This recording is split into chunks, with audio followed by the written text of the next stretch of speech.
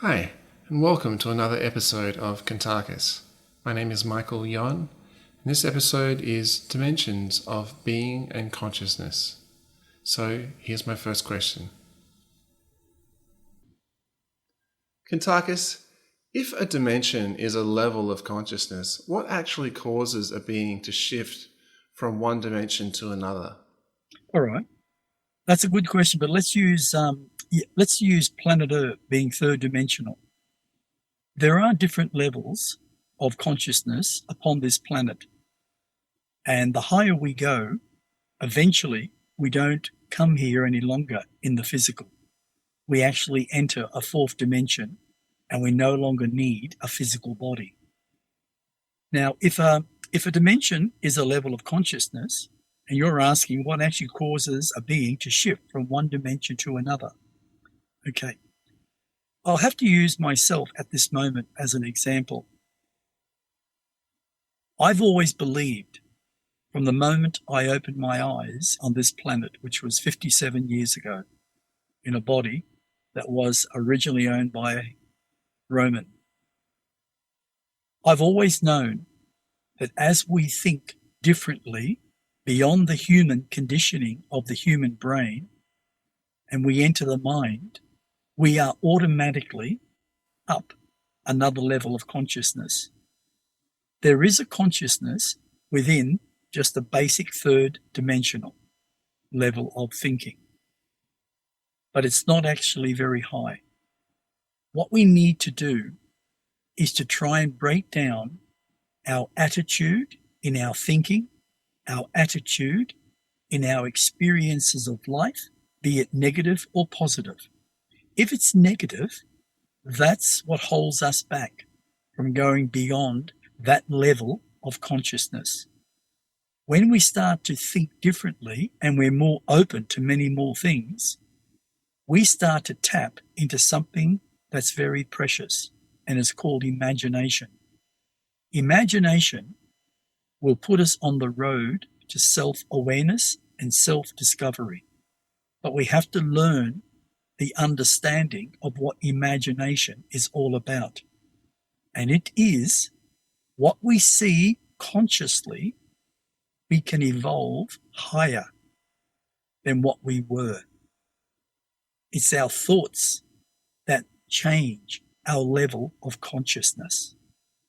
Any being that is, say, third dimensional can raise their consciousness even into the fourth, the fifth, the sixth, the seventh in their thinking, not their body, but their spirit can travel in all those different higher realms of consciousness if one is willing to grow beyond what they are. I see. And so, can two people live in the same physical world but be operating from different realms of consciousness? When you say two people, do you mean like someone like myself and you? Okay. If we use that as an example, is that what you're saying? Yeah. Okay. You live in a physical world of your own reality, which is your conditioning. I live in a world of my own reality, which is my conditioning. You do things through your thoughts, your imagination, and whatever happens, happens. I do the same, but I may be a little different in my thinking. I may be a little bit more deeper in my own thoughts towards, say, gaining a higher level of understanding. And I push that point more and more and more. So yes, we can live physically in the same dimension, but on different levels. And that's not putting anyone down. All it means is what we have chosen as our path in life. It's not a negative, it's not a positive. It simply is the balance of life to each individual. Right. And what signs would show that humanity is beginning to stabilize into fourth dimensional awareness? There's two words, and those words are the most important factor to growing consciously and even to step into another realm or another dimension. And that's called unconditional love. Unconditional love is not just two words. It is a vibration. When we learn to understand the heart, we start to learn to understand the meaning of unconditional love, where it has no judgment, no hatred, no vindictiveness, no anger, no violence, no what was I going to say? There was going to be a word, but I've lost it. Unconditional love is 100% pure in itself, and it comes from the essence of our heart chakra. When we learn to feel that vibration and we begin to love the essence of our own being, we learn to love the essence of others around us, like family, friends, neighbors, whoever. And that helps us grow consciously, far beyond everything that we are. Wow. And are there dangers in trying to access higher realms before a person is emotionally ready? That'll be an easy answer. 100% yes. If a person is, say, very emotional negatively, they will not be able to grow consciously whatsoever. And this is the hard part for people to understand because they won't agree with it because of their conditioning. If you eat meat of an animal, you are a murderer. Simple as that. You add to the murdering of those species of animals because you eat, which means the suppliers feed the butchers and you buy it and you eat it. You will never, ever, and I've said this a few times, you will never grow consciously if that's what you are, if you're a carnivore. You have to change your thinking, you have to change your consumption, and learn to love yourself unconditionally. And that's very, very important. Right. Now, how do fourth, or maybe I should say fifth dimensional beings perceive time differently from humans in the third dimension? That's an interesting question. How do fourth dimensional beings perceive time differently from humans in the third dimension? I like that. Well, in reality, third dimensional beings create what they call a time factor. And it's a physical appearance, a clock on a wall, a watch on your hand, a phone or mobile in your hand. That's what is created from a third dimensional perspective. In the fourth dimension, no one creates a time. It's like the reality is within them and they know when to be or when not to be. That's the way it is in a fourth dimensional situation. Now, fourth dimensional beings, in most cases, that more than likely is what they call the spirit world, because that's fourth dimensional. In every single universe, that fourth dimensional spirit world exists. A lot of people think, oh, I can go into the fourth dimension. Physically, you can't. Our bodies would not survive if we entered the fourth dimension with a physical body. It would literally perish because there is no air in the fourth dimensional vibration, especially within spirit world. It's a higher level to what we are used to in this third dimensional world. So we have to raise our consciousness to grow beyond the body. And when the body takes its last breath, the spirit, who is intellectually intelligent because you trained it, will enter the fourth dimension and it won't have an issue because it doesn't breathe air. Right. If some beings can manifest physical form through thought, what limits that ability? Now, you've heard me say this quite a few times. When I come out of my body at night, or if it's luckily through the day, I concentrate, which is my spirit, I concentrate to create a body that looks physical. It's the form of your own consciousness that will allow you to do that. But in most cases, you know how somebody might say, for instance, let's use an example.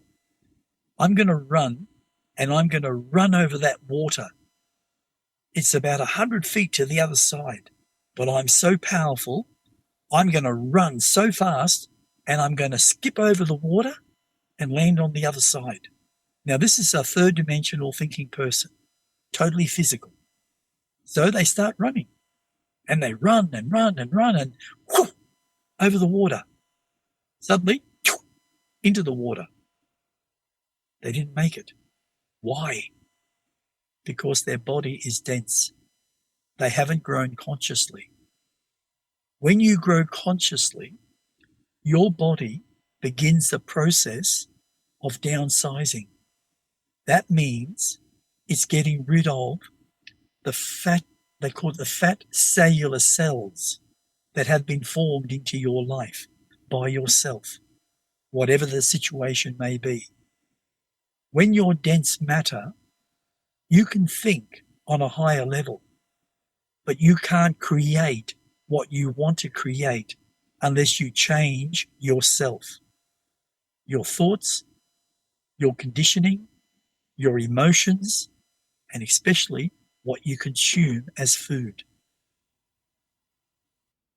Okay. And what prevents most humans from clearly perceiving beings that exist just beyond the third dimension? Okay, sight is a very interesting thing. Most people, mate, aren't aware consciously of spirit. Now, I've said to many, many people through many different consultations over all those years, and I say, you have a spirit with you. Do you understand spirit? Oh, I have heard of it. Okay, well, there's one standing next to you, and it is an elderly man. And he's got a mow, and he's got a very small beard. His hair's grey, his mow is grey, and so is his little beard. And he's smiling very happily. He's got a sort of a narrow face. And I said, he's got a bit of a tummy. And I said, he looks like he's passed over not that long ago. And they say, can you see him? And I said, yes, he's showing himself. There's a reason why. I can't see him. Why can't I see him? And why can you see him? Very easily answered. Your level of thinking has to change before you look beyond the third dimension. You've got to train yourself to be able to look into the fourth dimensional realm of spirit world. It takes a lot of work, but it's worth it in the end. And this is one of the biggest things. But suddenly you may have a vision, and you may be just a really basic level thinking person, and you have this vision. Then what it's telling you is you are capable of seeing, because you probably did in a previous life or lives. So you need now to adapt your consciousness to that realm of sight. Right. Brilliant. And how does life in the seventh dimension differ from life in the fifth or sixth in practical terms? Well, I can only answer this with one example, is because I've now got to know a race of beings called the Nipulans, which are seventh dimensional. And as I explained in one of the episodes, I was flabbergasted when I was taken to their world and how I was taken. But when I entered their dimension, their universe, there were no planets, none. There were like streets everywhere, narrow ones, wider ones. There were parks everywhere, buildings everywhere, but no planet. Everything was just there. I could say it was like it was floating, but in reality it wasn't. It simply was created and manifested by the Nipulans, being seventh dimensional. Now, the interesting part about that, they still have their own physical world. which is a long way away. And it's third dimensional, but much higher up than what planet Earth is. Now, seventh dimensional beings, they have the ability to basically nearly do anything.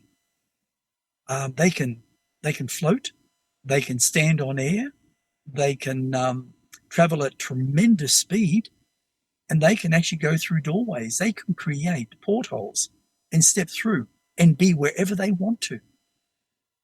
They can even create a body that looks physical. They've done it to me many times, and I've learned to understand that process. Now, fifth dimensional beings, I have not had a lot to do with fifth dimensional beings.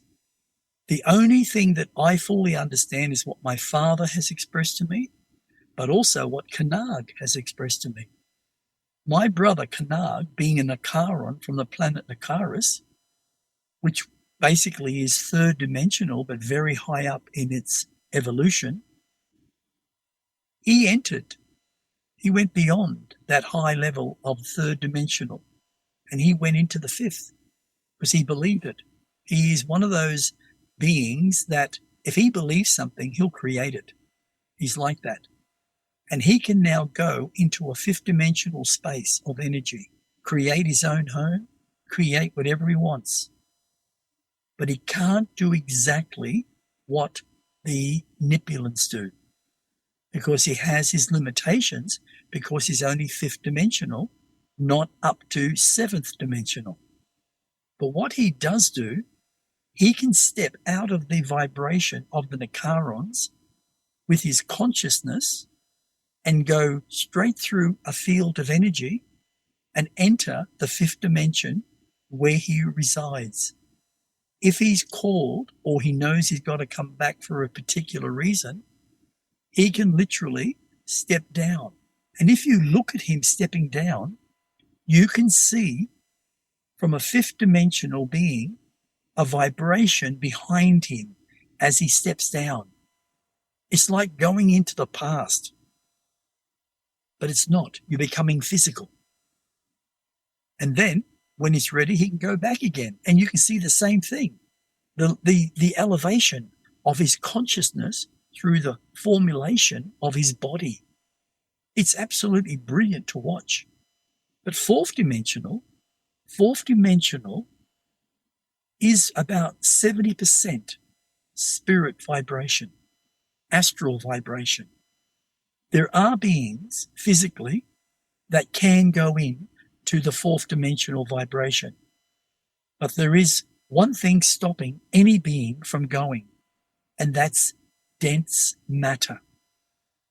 A human cannot enter, as I said, a fourth dimensional realm because of the dense matter of their body. But as they grow consciously, they then step up vibration, and their body loses 70% at least of that dense matter, even more. And as they progress consciously, they become less dense and less dense. And that's the point where they can enter the fourth dimension without an issue. You know, Cadiz race from planet Uplata, they can enter the fourth dimension. No problems, because they don't have fatty tissue, dense matter like we do. They don't have a muscle structure whatsoever, but they're still very strong. They got arms probably about less than a third my size, and it's round, like a little child, about 3 or 4 years age. But they're still strong, but they don't have dense matter. And that's the big difference. When we become physical and we're born, our cellular structure from living energy changes. And we take on board through our emotions more dense matter, which makes us more physical because our consciousness can't grow because of the conditioning from our parents.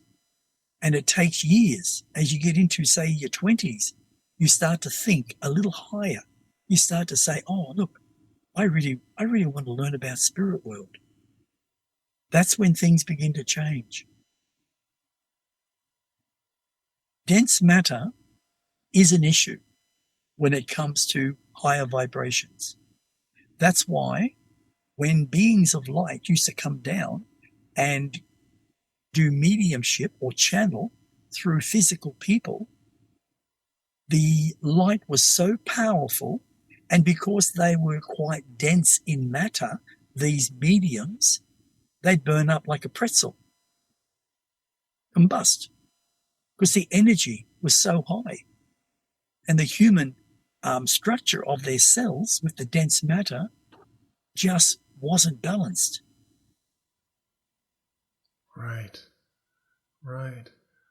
What qualities would a being need in order to communicate safely with seventh dimensional intelligences like the Nipulans? You would need to open up your heart and learn unconditional love.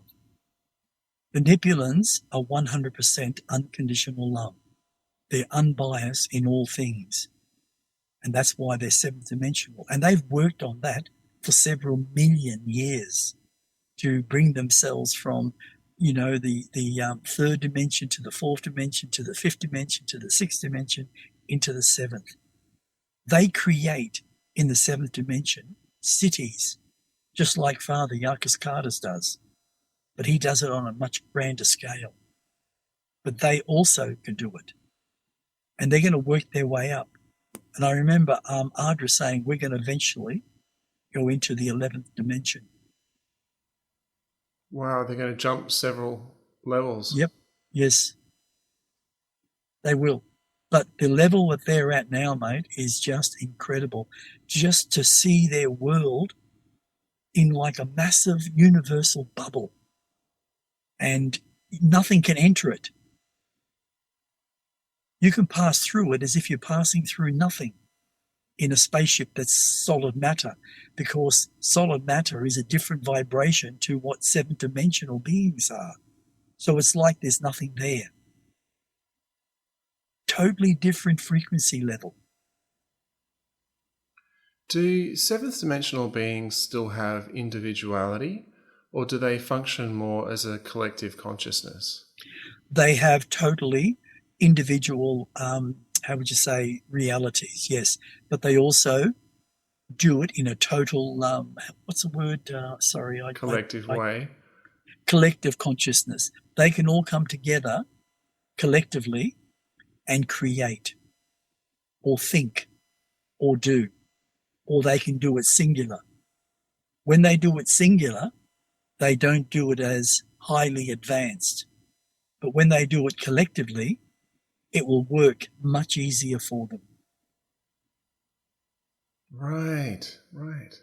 Are all universes built from the same source energy, or can different universes have entirely different foundations? No. Everything from the beginning of the moment all came from living energy, which was microorganisms, cellular structures that were formulated. They just were dormant. There was no light, there was nothing. But what did happen? A spark, and that was one micro particle of living energy that created light, which became life. And from that moment on, other ones joined. And the reality became universal. But it's everything is constructed physically, spiritually, even mentally from living energy. You grow consciously because of the elevation of your own thought consciousness through living energy. That's what you are. So all planets have a lot of similarity, I'm sure, regardless of what universe they're in. Absolutely. Although I believe you've seen some very interesting plants in different planets. Oh, mate, every planet has a different formulation of life. In species, look at Dorothea. Dragons existed on their planet.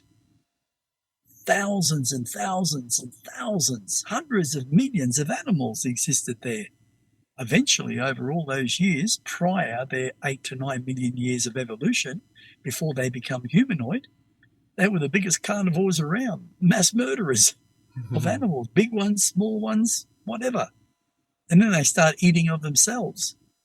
And that's when Tang Yung, in the previous life of him being Tang Yung, he said, this has to change or we're going to wipe each other out.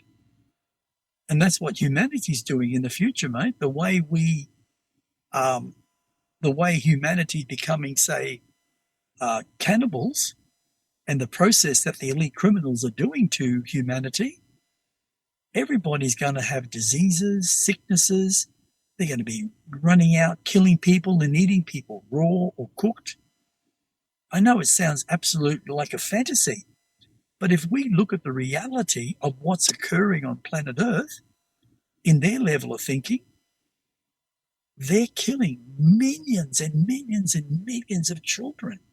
And also all the bodies that die from the adults are being carved up and put into butcher shops all around the world, especially in America. Wow. So everything, mate, is made from living energy. Doesn't matter what it is. I mean, look at Nakaris. They literally manifest. They've learnt over all those millions of years to manifest things from living energy. And everything is from living energy. Right. How can a spirit in limbo be recognized and helped by beings in higher dimensions?